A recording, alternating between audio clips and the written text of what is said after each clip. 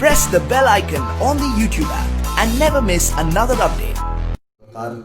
بلا تاخیر و تمہید آئیے ہم اور آپ سب اس بارگاہ کی طرف چلتے ہیں، اس ذات گرامی کی طرف رخ کرتے ہیں جن کے بارے میں اگر میں کوئی جملہ سوچتا ہوں تو وہ کمزور پڑ جاتا ہے، کوئی لفظ سوچتا ہوں تو وہ پھیکا پڑ جاتا ہے، جنہوں نے اپنی علم اور اپنی قابلیت کا پرچم صرف ہندوستان میں ہی نہیں بلکہ مصر تک لہرایا ہے۔ میری بہت ہی ادب و احترام کے ساتھ، انتہائی محبتوں کے ساتھ گزارش کرتا ہوں حضرت علامہ و مولانا شاہ غلام محبوب سبحانی صاحب قبلہ نائب پرنسپل جامعہ سمدیہ دارالخیر حکوم شریف سے کہ وہ تشریف لائیں اور اپنے خطاب نایاب سے ہم سامعین کو نوازیں۔ ان 4 مصروں کے ساتھ کہ چھوڑو عرب کا ذکر عجم بولنے لگا، محبت سے بولیں ذرا سبحان اللہ۔ اپنے آنے والے مہمان کا استقبال کرنے کے لیے پیار سے بولیں ذرا سبحان اللہ۔ چھوڑو عرب کا ذکر عجم بولنے لگا، گھر گھر میں مصطفیٰ کا کرم بولنے لگا۔ چھوڑو عرب کا ذکر عجم بولنے لگا، گھر گھر میں مصطفیٰ کا کرم بولنے لگا، گھر گھر میں مصطفیٰ کا کرم بولنے لگا۔ آنا پڑا حضور کی رحمت کو سامنے، آنا پڑا حضور کی رحمت کو سامنے، سر چڑھ کے جب عرب کا ستم بولنے لگا۔ آنا پڑا حضور کی رحمت کو سامنے، سر چڑھ کے جب عرب کا ستم بولنے لگا۔ اور جو دشمن رسول تھے سب کھل کے آ گئے، احمد رضا کا جب سے قلم بولنے لگا۔ جو دشمن رسول تھے سب کھل کے آ گئے، احمد رضا کا جب سے قلم بولنے لگا۔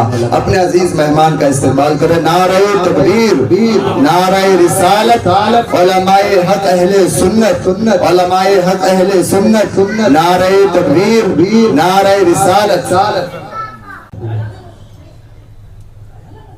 صدق اللہ مولانا العظیم وبلغنا رسولہ النبی الامین المکین الکریم ونحن على ذلك لمن الشاہدین والشاکرین والحمد للہ رب العالمین۔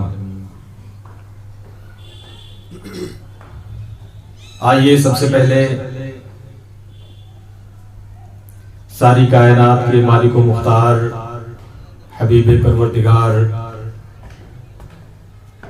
شفیع المذنبین رحمت للعالمین جناب محمد رسول اللہ صلی اللہ علیہ وآلہ وسلم کی بارگاہ پرانوار میں درود شریف کا نذرانہ پیش کریں۔ صلی اللہ علی النبی الأمی وآلہ صلی اللہ علیہ وسلم، صلاۃ و سلام علیک یا سیدی یا رسول اللہ۔ حضرات،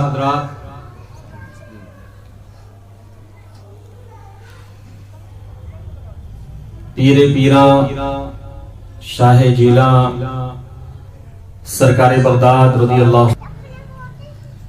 امام اہل سنت اعلیٰ حضرت علیہ الرحمت والرضوان، ان کی بارگاہ میں خراج عقیدت پیش کرتے ہوئے عرض کرتے ہیں: واہ کیا مرتبہ اے غوث ہے بالا تیرا، واہ کیا مرتبہ اے غوث ہے بالا تیرا، اونچے اونچوں کے سروں سے قدم آلا تیرا، اور سر بھلا کیا کوئی جانے کہ ہے کیسا تیرا۔ ان کے سر کی کیا رفعت ہے، سر کی کیا بلندی ہے، سر کا خدا کی بارگاہ میں کیا مقام ہے، یہ ہم اور آپ کبھی اندازہ نہیں لگا سکتے۔ سر بھلا کیا کوئی جانے کہ ہے کیسا تیرا، اولیاء ملتے ہیں آنکھیں وہ ہے تلوا تیرا۔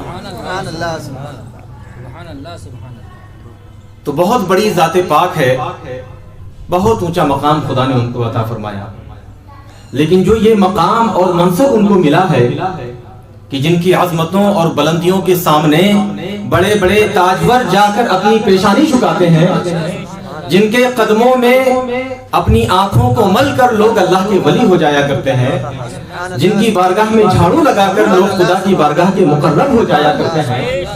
آپ اگر ان کی حیات طیبہ کو پڑھیے اور ان کی سیرت و کردار کو دیکھیے اور پھر آپ غور کیجئے کہ خدا کی بارگاہ سے ان کو جو یہ مقام ملا ہے یہ کس بنیاد پر ملا ہے، تو اے میرے محترم، ان کی حیات طیبہ کا ایک لمحہ بھی آپ کو سرکار کی شریعت کے خلاف نہیں ملا۔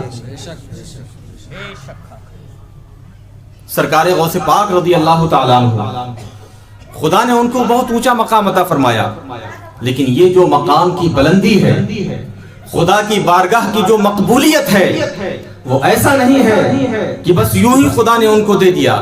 خدا کی بارگاہ میں اندھی بانٹ نہیں ہے. کیا کہنا ہے؟ یہ بات آپ توجہ کے ساتھ سنیں اور اس کو یاد رکھیں.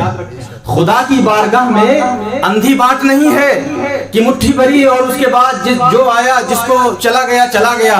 نہیں میرے محترم، خدا کی بارگاہ میں ایک بہت زبردست پیمانہ ہے.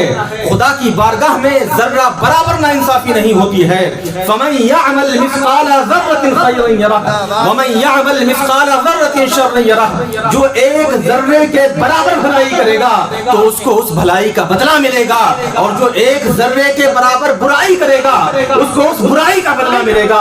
تو اگر سرکار بغداد کو اللہ کی بارگاہ میں یہ مقام ملا ہے تو یوں ہی نہیں مل گیا ہے.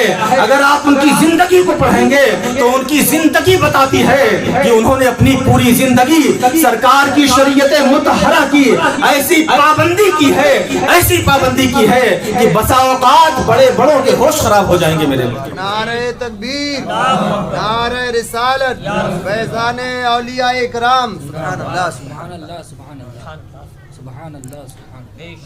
آج ولایت و بزرگی کے پیمانے سب الگ ہو گئے. لوگوں کی نظروں میں خدا کی بارگاہ کی ولایت، بزرگی اور مقام کے جو پیمانے ہیں مختلف ہو گئے ہیں. اللہ تبارک و تعالی نے جو پیمانہ دیا تھا وہ کیا پیمانہ ہے؟ ان اولیاءہ الا المتقون. اللہ کی بارگاہ کے ولی وہی ہوتے ہیں جو پرہیزگار ہوتے ہیں. ولی وہی ہوتے ہیں جو شریعت رسول اللہ کے پابند ہوتے ہیں. ولی وہی ہوتے ہیں جو سرکار کی شریعت و سنت و اخلاق کو اپنی زندگی میں داخل کر لیتے ہیں.